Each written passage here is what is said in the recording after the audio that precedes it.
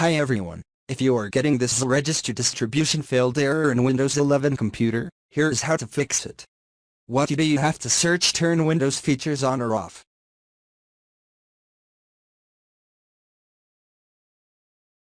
Just click on turn Windows features on or off from the search result.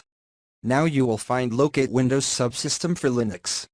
What you have to do, if this is not checked, just select it and click on OK and let it enable this.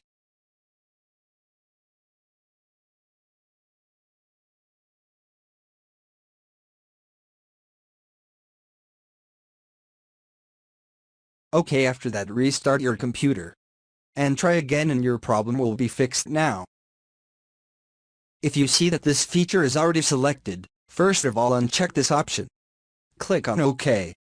Restart your computer. And once your computer restart, check this option once again. And click on OK. Basically, disable and enable it.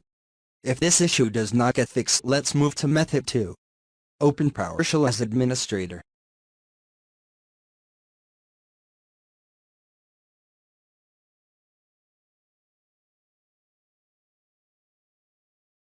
And now what you have to do, you have to run this command. Thanks watching this video.